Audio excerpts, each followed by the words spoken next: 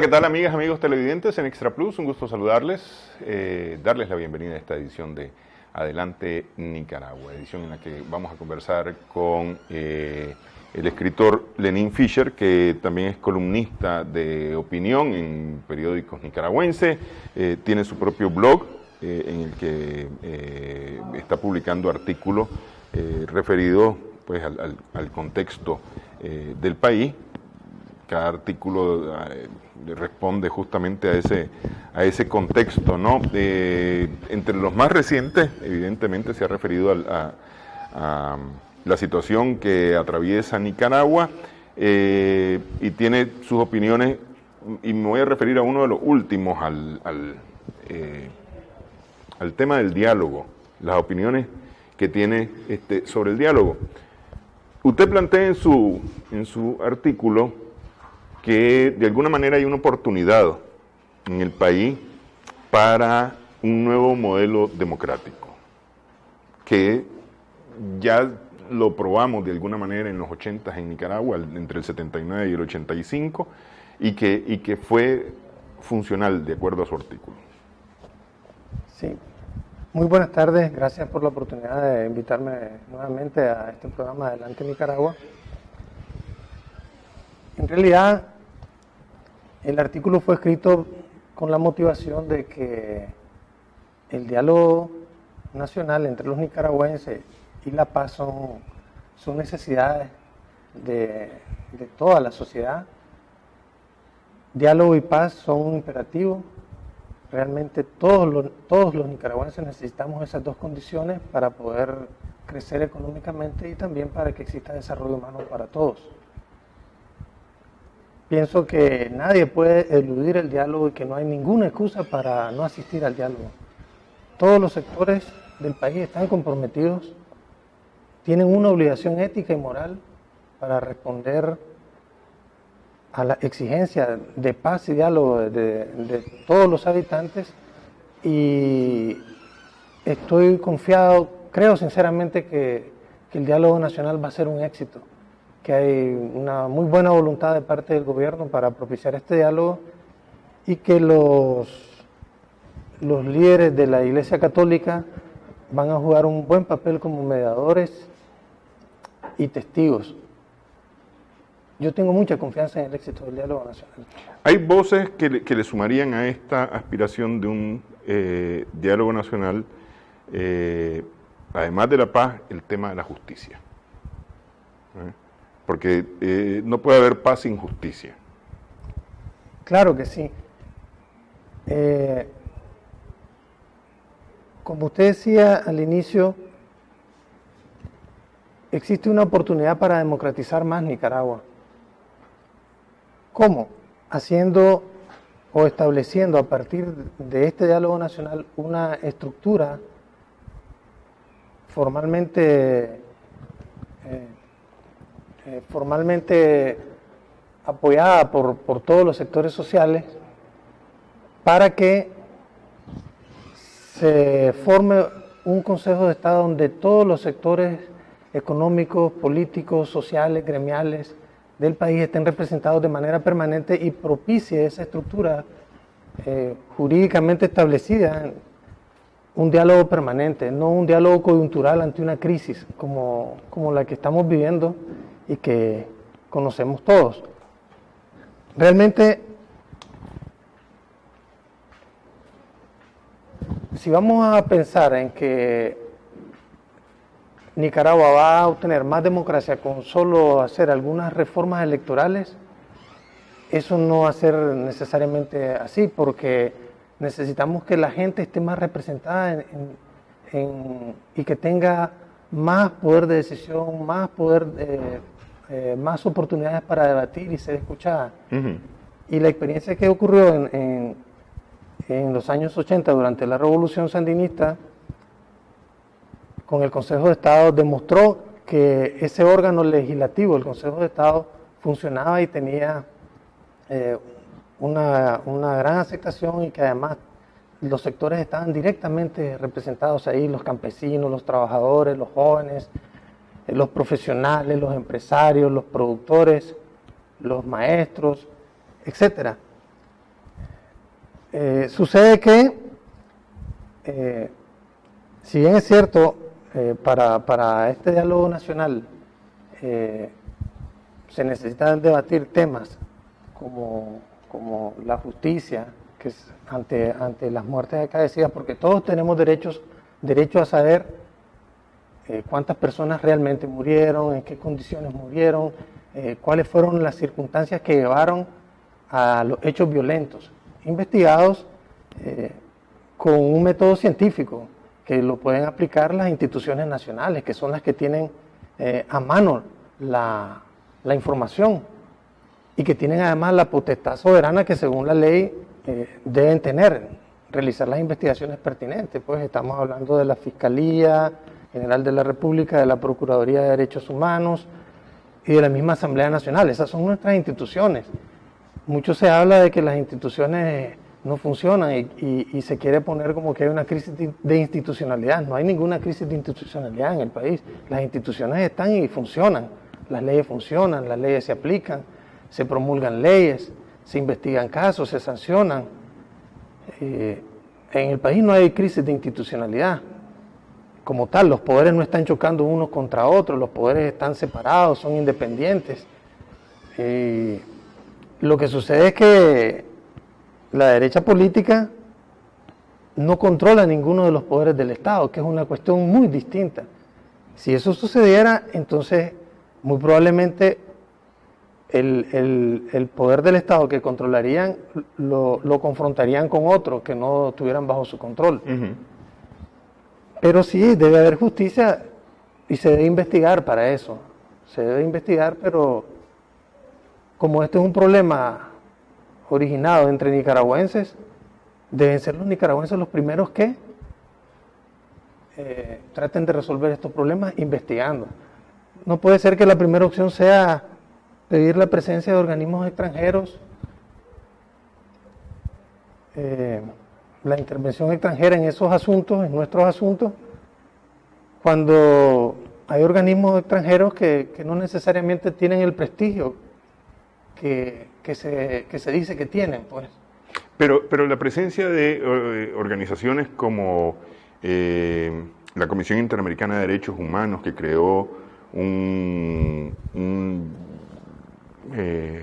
grupo especial, una estructura especial para atender el caso de Nicaragua, no le daría, digamos, a esta investigación que ha iniciado el Estado, de alguna manera, confianza a las partes que han expresado desconfianza justamente sobre esta investigación. Bueno, podría ser que así sea, pero también tenemos que darle oportunidad a nuestras instituciones, porque si se va a formar una comisión de la verdad equilibrada, como se ha planteado, con personalidades, con gente de reconocida capacidad, que domine el tema, con los recursos que tiene el Estado para la investigación, aplicando las técnicas más sofisticadas que se disponen sobre criminalística, balística y el método científico de investigación. ¿Por qué no vamos a darle una oportunidad a nuestras instituciones? Si somos verdaderos nicaragüenses y amamos nuestro país y queremos mostrar confianza. Yo no digo que no sean confiables las instituciones nicaragüenses, pero decir, vamos, se le da la oportunidad a estas expresiones que han surgido desde el Estado para poder investigar los hechos, pero no nos ahorraríamos tiempo, porque probablemente los resultados no necesariamente vayan a ser del agrado de todos, ¿no? Porque evidentemente no necesariamente esto sale para agradar a todos. Puede salir la investigación con los hechos, y voy a suponer vistos muy imparcialmente, y resulta que se encuentran responsables de las muertes de uno y de otro lado. Entonces van a decir, no, esto está parcializado, ¿no?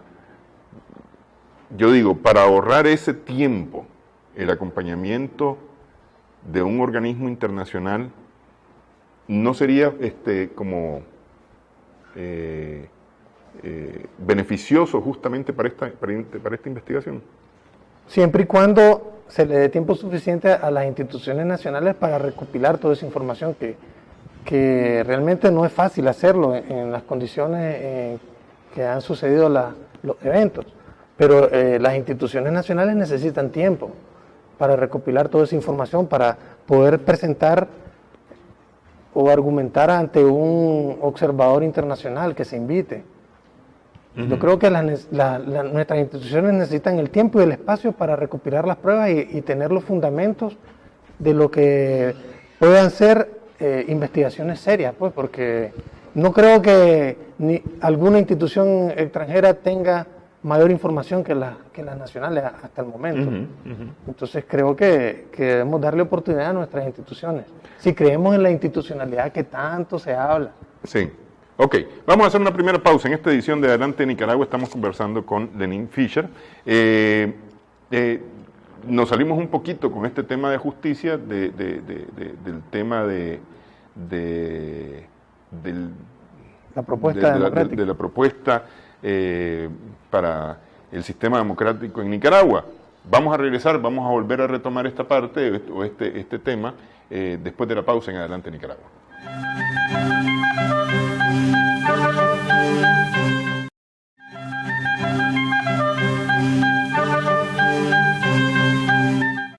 Seguimos en Adelante Nicaragua en Extra Plus. Estamos conversando con Lenín Fischer.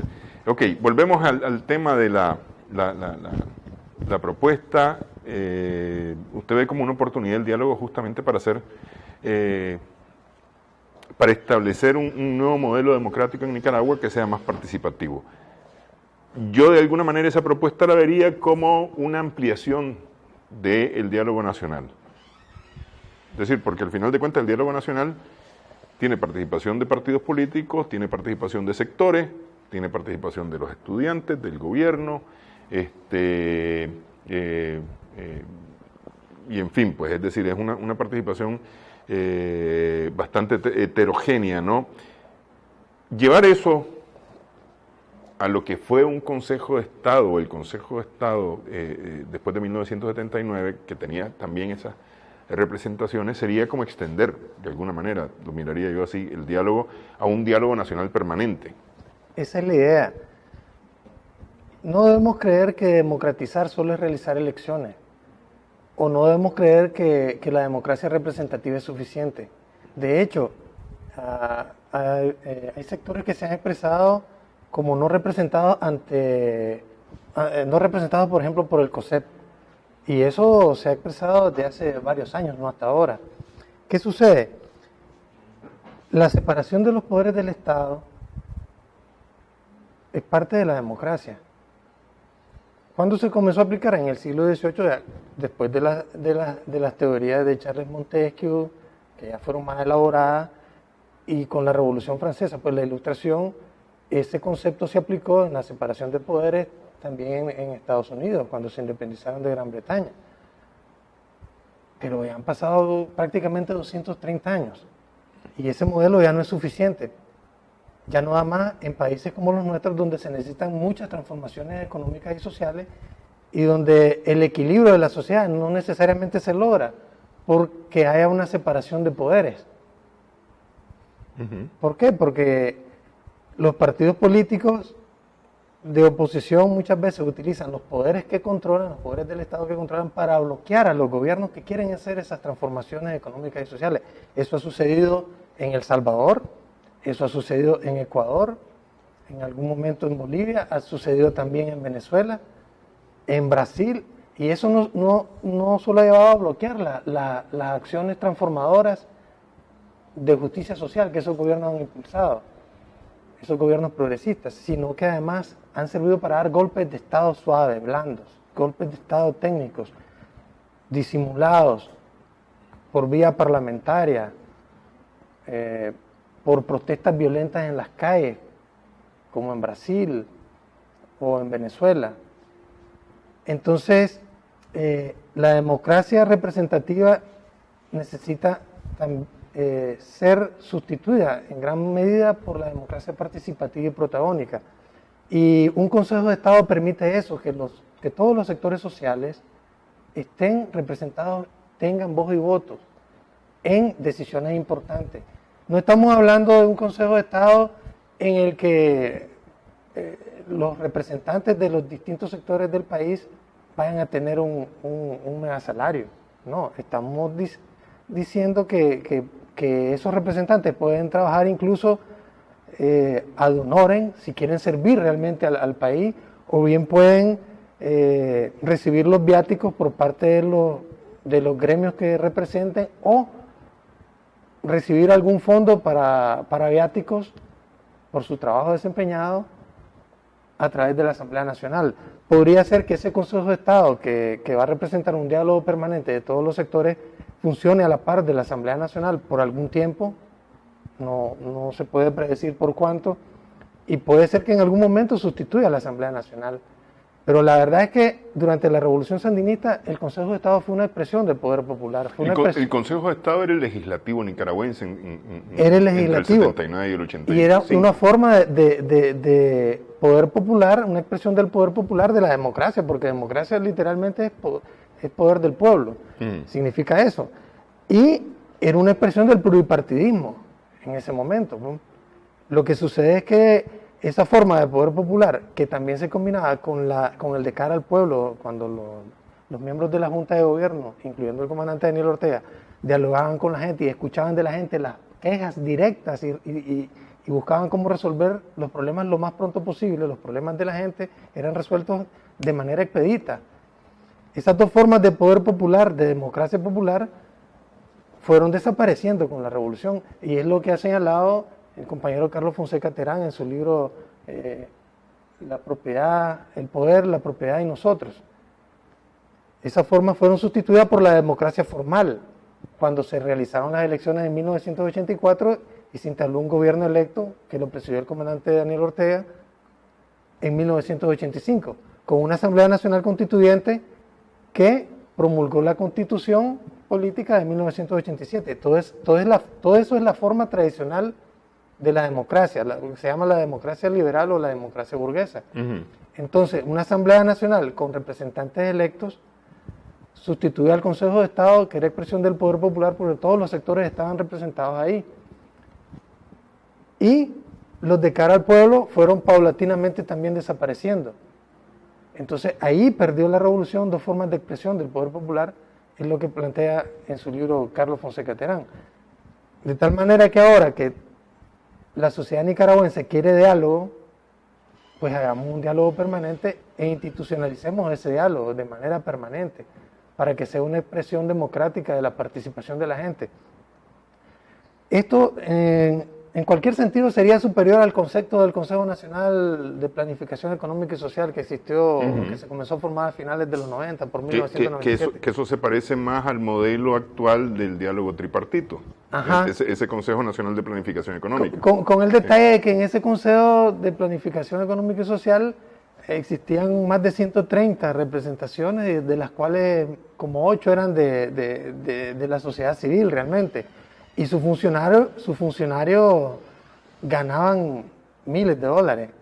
Habían personajes que ahora andan en la oposición ahí, incluso dirigiendo otras bambalinas estas protestas, como parte del golpe de Estado blando o suave.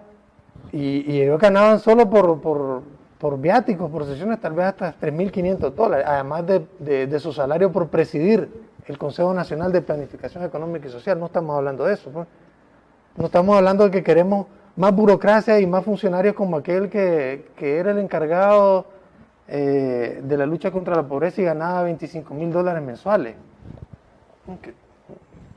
No estamos hablando de eso, estamos hablando de un organismo jurídicamente establecido, institucionalizado, donde todos los sectores estén representados.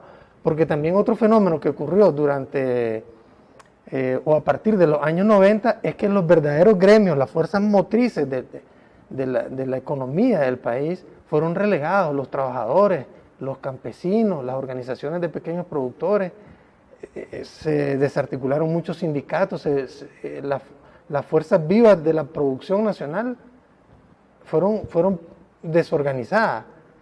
Y entonces las representaciones empezaron a ser sustituidas por organismos no gubernamentales, financiados por compañías extranjeras, por agencias extranjeras de Estados Unidos, de Europa, para tratar de cubrir con parches, a través de supuestas obras benéficas o sociales, los males que propiciaba el capitalismo a través de las políticas neoliberales.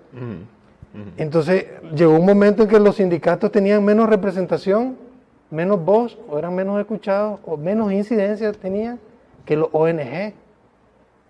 Y eso no puede ser. No puede ser que un grupo de 15, 20 funcionarios de un organismo financiado por una agencia extranjera tenga más voz y voto que un sindicato o una federación de sindicatos que tiene 3.000, 5.000, 15.000, 20.000 trabajadores. Entonces, en ese sentido, estamos hablando de un Consejo de Estado que represente parte de la democratización del país de forma real, como un poder popular, que permite un diálogo permanente, que llegue a tener sus propias normas de funcionamiento, no necesariamente iguales a las de la Asamblea Nacional. El Consejo de Estado, que sea el diálogo permanente en Nicaragua, puede funcionar como una Cámara de Representantes en Estados Unidos y la Asamblea Nacional como un Senado. Ambos constituyen el Congreso, digamos. Pero, digamos, se pueden establecer las normas, las prerrogativas que tenga el Consejo de Estado para incidir en las leyes, para incidir en la política económica. Porque, por ejemplo, en este consenso, en este modelo de diálogo, consenso, que ha promovido el gobierno del presidente Daniel Ortega, el gobierno del Frente Sandinista, y que lo elevó a rango constitucional desde 2014, los empresarios privados están representados, los trabajadores también. Pero nosotros vemos en la realidad qué difícil es que discutan el salario mínimo. Pues. Sí. Los empresarios privados, el COSEC tiene muchas dificultades para llegar a un acuerdo sobre el salario mínimo. Ahora sí nos preguntamos sobre el salario promedio de los nicaragüenses, no tendrán más dificultades para discutirlo. Porque solo con discutir el salario mínimo son 3 meses casi de zozobra, pues, de inquietud que vive la sociedad nicaragüense. Y en ese sentido el Consejo de Estado sería cualitativamente distinto y superior a lo que se vivió en la década de los 80. ¿Pero qué garantizaría que justamente eso que ha sucedido en la mesa del salario mínimo no ocurre en un Consejo de Estado? Es decir, que no logren avanzar por no ponerse de acuerdo. Bueno, las propias normas de funcionamiento. Por ejemplo, a mí se me ocurre, primero, que la asistencia sea obligatoria. Que no exista el derecho de abandonar las salas, la sala de discusión. Y que no exista la abstención, sino que solo exista para los representantes en el Consejo de Estado votar a favor o en contra, y que eso sea transmitido y que quede en evidencia quiénes están a favor y en contra de las medidas. Pero de alguna manera votar a favor y en contra volvemos a caer, digamos, como en expresión actual de la democracia. No sé, decir, porque, a ver, estoy pensando en el diálogo nacional, las decisiones deben de ser tomadas no por mayoría de votos, sino por el consenso, es decir, esto es la mejor opción que tenemos, no porque yo voto o tengo más representantes que estén a favor de mi moción, va a ganar mi moción, sino porque la moción que realmente termine estando es la moción que sea la más favorable a la vista de todos. A lo mejor no es la que cuenta con la mayor cantidad de apoyos, pero sí resulta ser la más favorable, pues. Estoy pensando. Porque, por ejemplo, se ha mencionado el tema del gobierno del presidente Ortega, que debe de acabar. Hay unos que dicen que debe de acabar ya. Hay unos que dicen que debe de adelantar las elecciones. Hay unos que dicen que debe concluir su periodo. Se debe analizar las 3 opciones en ese diálogo, porque supongo que eso lo llevarán al diálogo.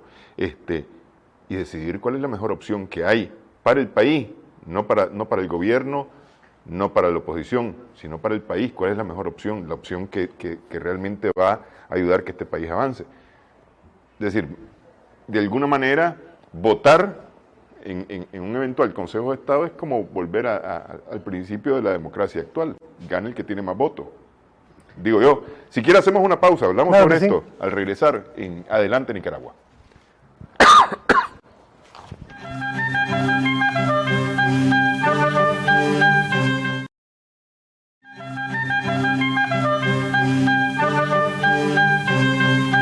Seguimos en Adelante Nicaragua en Extra Plus. Estamos conversando con Lenín Fischer acerca de esta propuesta para, decía yo, y me parece que es como mantener un diálogo permanente, pues crear una especie de consejo de consulta, un consejo de Estado, exactamente eso, un lugar de consejo en donde se puedan discutir los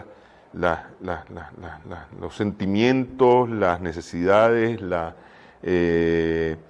que tiene los sectores y la población como inquietudes, ¿no? Y llevar eso, si es el caso, a rango de ley. Porque de repente va y no todo pasa necesariamente a una ley. Porque en el Consejo de Estado no necesariamente todo pasaba a una ley. Podía, aunque tenía función legislativa, no necesariamente todo pasaba a una ley.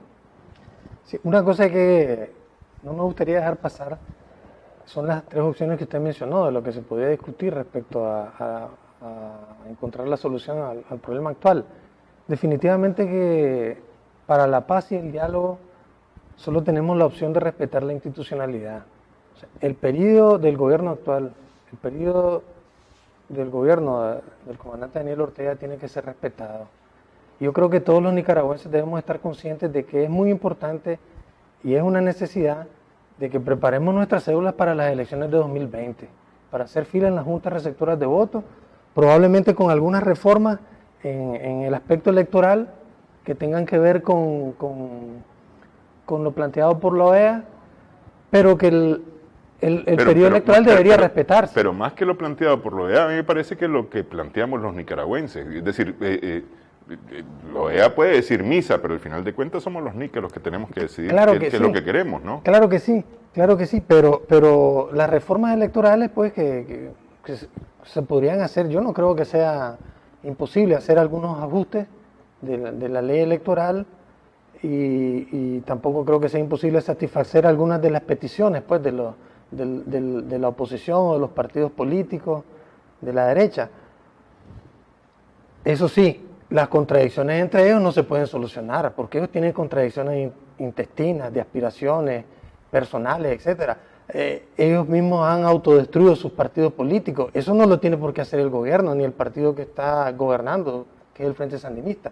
Eso ya es un problema de la oposición, que tengan sus propios líderes, que tengan sus propias estructuras, etcétera, o que tengan la capacidad de convencer, porque el problema es que la oposición por mucho tiempo ha perdido liderazgo, ha perdido credibilidad y además no tiene ninguna propuesta, no ha hecho ninguna propuesta concreta. La única propuesta que ha salido a relucir en estos días es la violencia, el desorden y esa crisis de institucionalidad artificial que han estado creando y que parte esencialmente de los editoriales de un partido político de papel como es la prensa, ¿no?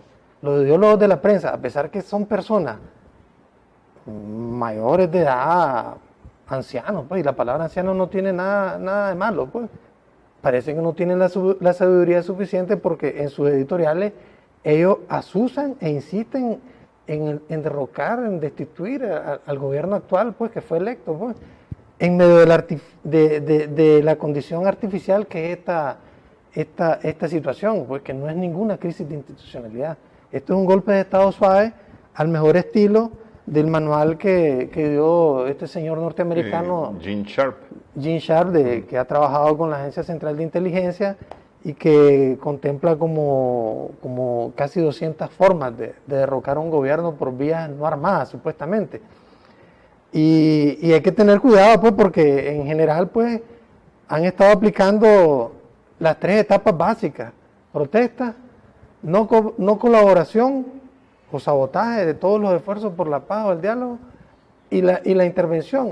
Y parte de la intervención es estar solicitando la presencia de organismos extranjeros, ¿no? O sea, en este sentido, el pueblo nicaragüense debe estar claro, pues, que que esto es una crisis artificial, es un golpe de Estado suave que lo han ensayado desde países como Yugoslavia, que lo destruyeron, lo han ensayado en Irak, lo han ensayado en Siria, Venezuela, Ecuador, Brasil, y que prácticamente no responde a las verdaderas aspiraciones de paz, estabilidad, crecimiento económico y desarrollo humano que tenemos todos los nicaragüenses. Pero las demandas y las molestias que tiene la población son reales, todas. Son reales. Es decir, el tema, por ejemplo, y voy a lo último, el tema del INS es un tema que nos toca a todos. ¿Ah? En cuanto a eso, sí es cierto que hay demandas que son reales, pero demandas tenemos todos los nicaragüenses. Por eso necesitan ser escuchadas. Y esa forma de Consejo de Estado, una manifestación del poder de toda la sociedad, del poder del pueblo, poder popular, debería dar causa y salida a todas esas demandas. Por ejemplo, yo decía que en el Consejo de Estado todos voten a favor o en contra de una moción, la moción más aceptada, que gane el consenso pues, de los miembros del Consejo de Estado que representan a los diferentes sectores. ¿Por qué? Porque aquí pocos ciudadanos conocen la propuesta del COSEP, por ejemplo. Y pocos ciudadanos sabían o supieron que el COSEP se retiró de las negociaciones con el Seguro Social. Y a pesar de que él sabía que, a pesar de que los representantes del COSEP sabían muy bien del modelo de diálogo, alianza y consenso con rango constitucional, los obligaba a permanecer ahí por interés de la nación, pero ellos se retiraron, pero nadie supo que ellos se retiraron y tampoco nadie supo su propuesta. ¿Por qué no decían la propuesta? ¿Por qué no la siguen, ni la siguen diciendo, ni la han mencionado cuál es su propuesta para la seguridad social? ¿Por qué? Porque en el fondo coincide con la propuesta del Fondo Monetario Internacional, aumentar la edad de jubilación, aumentar las semanas de cotización, por lo menos a 1.500 y la edad de jubilación a 65 años, restringir los gastos en salud, que beneficia a tanta gente, que a esos gastos en salud ellos le llaman derroche administrativo, ¿no? O tomar otras medidas como la privatización o el sistema de pensiones que le llamaban. Eso no creo que lo esté descartando el COSEP como parte de la solución a la seguridad social en Nicaragua, pero ellos nunca dieron a conocer su propuesta. Entonces necesitamos transparencia. El COSEP tenía la responsabilidad social, como dice la empresa privada, de dar a conocer su propuesta. ¿Por qué nos retiramos? Porque nosotros pensamos que la seguridad social debe resolverse así, pero nunca lo hicieron. Y en ese sentido, el Consejo de Estado, que se ha vuelto una necesidad realmente para representar a todos los sectores del país en un diálogo permanente que le dé estabilidad al país y que se puede reproducir a nivel departamental y local también, de una manera funcional, porque la gente necesita estar representada. La gente necesita ejercer el poder. Como decía uno de los lemas del gobierno sandinista, el pueblo presidente, la gente necesita tener el poder, ser escuchada, ejercer el poder. A mí no me gusta usar esa palabra tan fea con la que han tratado de transformar el sustantivo poder en un verbo. Yo prefiero decir que tenga el poder, que ejerza el poder. No quiero decir la palabra. Pero realmente la gente necesita tener y ejercer el poder. Y debemos de pensar en democratizar este país, no solo en darle algunos matices a la ley electoral, sino que la gente pueda ser escuchada. Por ejemplo,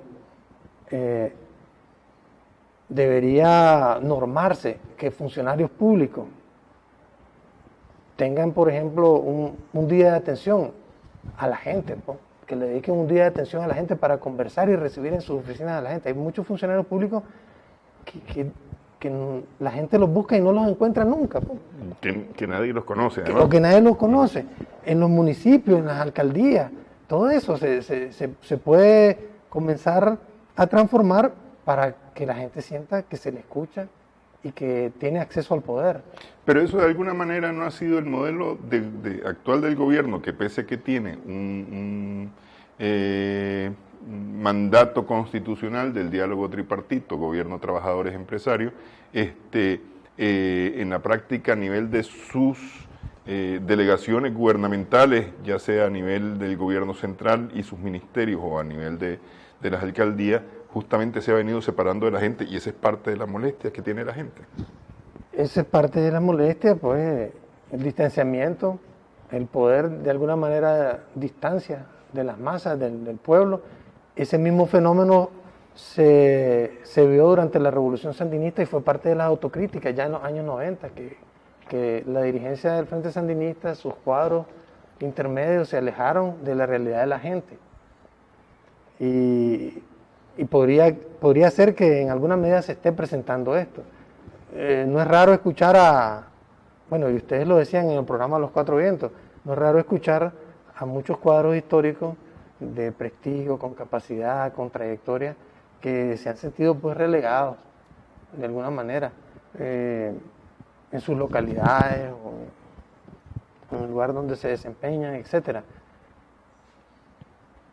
Definitivamente que esta situación también es una gran oportunidad para que el gobierno rectifique muchas situaciones, algunos errores que se han presentado, y no solo el gobierno, sino que el Frente Sandinista de Liberación Nacional como partido político, con sus estructuras, para una revisión interna de su situación, del actuar, de cómo se debe relacionar con sus bases, con sus cuadros. No va a ser fácil, pero se debe hacer, y si se tiene voluntad, es algo que se puede lograr, y seguramente el Frente Sandinista va a salir más fortalecido de esto. Este Consejo de Estado yo creo que es necesario para democratizar más al país, y no debemos tenerle miedo, porque no es cierto que la separación de poderes garantiza la institucionalidad de manera funcional y garantiza también el desarrollo de los países. Eso no es cierto, la separación de poderes. Miremos los sistemas parlamentarios, por ejemplo, en Inglaterra. Ahí nunca se ha aplicado la separación de poderes. Ahí lo que existe es una fusión de poderes. Y en todos los países europeos donde funciona el sistema parlamentario, bueno, las cámaras de los lores, las cámaras en el Parlamento inglés, la Cámara de los Comunes, han funcionado hasta como jueces por muchos años. Y ahí no hay separación de poderes, lo que hay es una gran fusión de poderes, y el país se ha desarrollado, y así sucede en otros países europeos. Ok, vamos, hacemos pausa, una última pausa en esta edición de Adelante Nicaragua.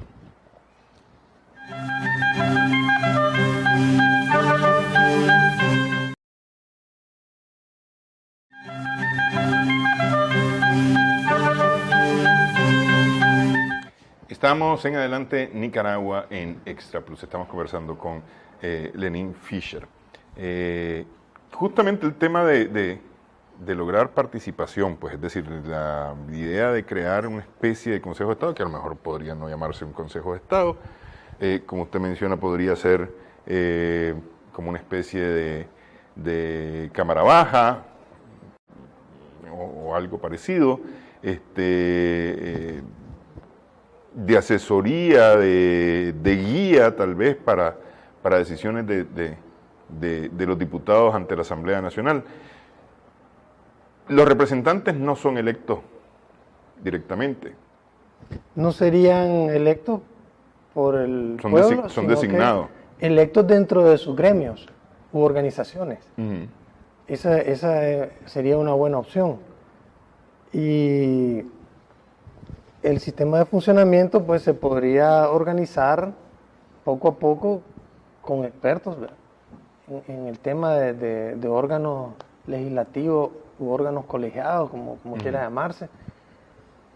Y creo que sería una buena opción en este momento para hacer más democrática Nicaragua, democratizar la democracia, como dicen, no solo es a través de elecciones, y además, si estamos claros de que Nicaragua vive una serie de transformaciones, muchas de ellas realmente revolucionarias, las transformaciones revolucionarias deben tener dentro de sí mismas la revolución. O sea, la revolución se tiene que hacer dentro de la misma revolución. Sí, sí.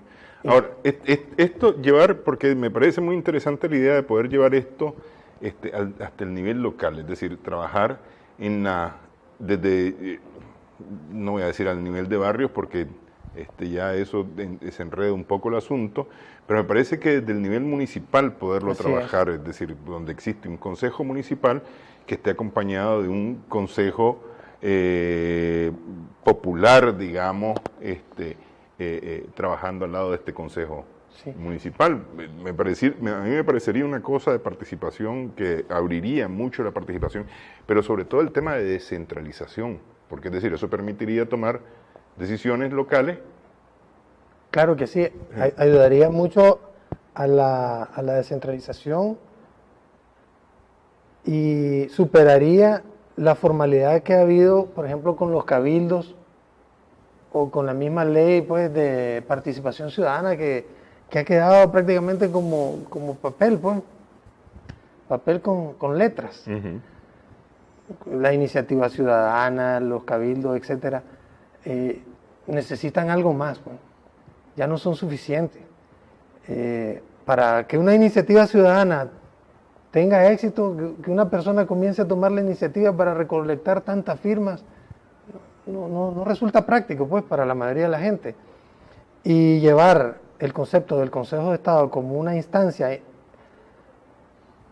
con fortaleza jurídica, realmente institucionalizada, del diálogo permanente entre todos los sectores del país, en el nivel local, municipal, departamental, fomentaría la participación ciudadana. Seguramente que sí. Y haría que la gente se interese más por lo público, por la política. Estimularía a la gente, definitivamente. Sería un gran reto para la sociedad nicaragüense pasar a otro nivel de democracia que supere a la tradicional. Ahora una pregunta maliciosa, porque me parece que es muy malicioso esto. ¿Ese no es el modelo cubano? No, de ninguna manera. Porque es decir, acabamos de ver recién la elección del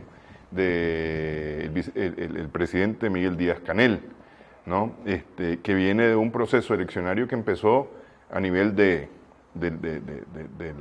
las provincias cubanas y a nivel de los lugares, de las localidades cubanas. Llevó a la elección de una Asamblea Nacional y la elección de un Consejo de Estado y de ministros y presidentes, vicepresidentes y demás.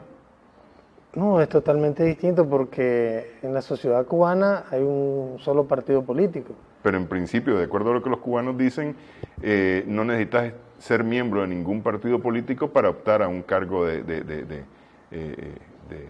consejería. Pues. Correcto, porque ese es el modelo de democracia que ellos tienen, que no lo entendemos la mayoría de los nicaragüenses porque es un modelo distinto, pero no quiere decir que no sea democrático. No, por eso, yo lo que digo es, no se parece este sistema de consejo de Estado un tanto a ese sistema cubano. No, porque la pluralidad, digamos, de actores sería distinta en Nicaragua comparándola con Cuba. Y porque aquí existe un pluralismo político que se desenvuelve en un medio democrático a partir de la revolución sandinista, ¿no?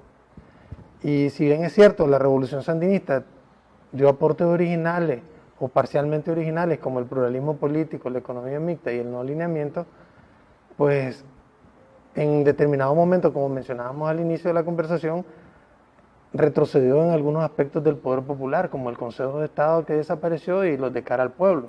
Y con eso los de cara al pueblo, porque me quedé yo pensando, lo cierto es que los de cara al pueblo no desaparecieron paulatinamente, los de cara al pueblo desaparecieron abruptamente después de 1990, o sea que fue el gobierno sandinista, se acabaron los de cara al pueblo. Bueno, sí. Podría decirse, pero también podría decirse lo mismo de cómo desapareció, de cómo se comenzó a alterar el Consejo de Estado. Porque sí es cierto que puede haber una disputa por mayoría en el Consejo de Estado también, pero las normas que se establezcan de ese Consejo de Estado como foro permanente de diálogo de todas las fuerzas del país, no solo los partidos políticos como la Asamblea Nacional, pueden permitir de que su gestión no se sabotee fácilmente. Por ejemplo, como decía, con la asistencia obligatoria, con solamente 2 posibilidades de votos a favor o en contra, con el hecho de que no se forme una burocracia de salarios relevantes. Pues no podemos esperar que los miembros del Consejo de Estado vayan a ganar igual o más que los diputados actuales, o que vayan a ganar como los senadores o representantes norteamericanos que ganan como $180,000 al año, según lo que reportan, ¿no? Lo que dicen. Pero es algo que se puede construir con nuestro propio estilo nacional. No hay una receta exclusiva de democracia. La democracia la debemos construir cada nación con su propia particularidad. Y Nicaragua tiene muchos elementos a ser tomados en cuenta, ¿no? En cuanto a ideas que pueden provenir de los distintos sectores. Y definitivamente que algunos líderes latinoamericanos como Cristina Kirchner, que han señalado que el modelo actual de la separación de poderes en nuestros países latinoamericanos obstaculiza la transformación social y económica, porque al final tiene que ver con la distribución de la riqueza que produzcamos, necesita de una nueva construcción democrática, de un nuevo entendimiento, de una nueva forma de actuar, de innovadoras formas de participación y de ejercicio del poder, de que la gente sienta que tenga el poder de opinar, de aportar, de que se le va a escuchar y de que va a influir en decisiones importantes. Sí, yo, como decía al principio del programa, me parece que la verdad es que esta es una opción interesante, es una opción de mantener un diálogo nacional de forma permanente, porque si es con la representación de todos los sectores, incluyendo partidos políticos, gremios, organizaciones de la sociedad civil misma y demás, organismos de derechos humanos, supongo, incluirlos, etcétera. Y si es una opción que no le va a costar al pueblo de Nicaragua, es decir, que no va a tener que generar egresos del presupuesto general de la República, por cuanto son representantes de su organismo y es su organismo el que los mantiene, ¿verdad? Y es el interés de su representado lo que lo mantiene a mí me parece que eso sería lo ideal, de alguna manera. Y a propósito de eso y el modelo cubano, en Cuba los representantes en los órganos de poder en Cuba reciben el salario de su labor habitual. O sea, no tienen un nuevo salario por ser, digamos, representantes, sino que la empresa donde trabajan, la institución donde trabajan, les garantiza su salario para poder desempeñarse en las labores de servicio público. No requieren de un salario adicional que salga del presupuesto del Estado. Y eso es una buena enseñanza, pues, desde el punto de vista del manejo del presupuesto nacional y del comportamiento ético que se le exige a los funcionarios públicos, pues, y que muchas veces con bastante facilidad se quiere desvirtuar a través de medios de comunicación. Sí, bueno, vamos a ver, pues sale al aire esta propuesta también, pues una propuesta para considerarse dentro del diálogo nacional como una forma de mantener, me parece a mí, permanentemente el diálogo nacional, ¿ah? Y poder ir trabajando estos pensamientos, estas inquietudes que surgen de los sectores, pues, porque evidentemente no todos pensamos igual. Claro, no todos pensamos igual, y sería una institución que propiciaría un acuerdo permanente, un diálogo permanente, una comunicación permanente, donde ya no habría mediadores ni testigos, pero donde todos los sectores podrían estar representados, incluyendo sectores religiosos de las distintas formas de creencias religiosas en el país. Sí. Bueno, muchas gracias, Lenín Fischer, por haber estado con nosotros. Gracias a nuestras amigas, amigos televidentes por su sintonía en esta edición de Adelante Nicaragua. Esperamos que el programa haya sido de provecho para usted.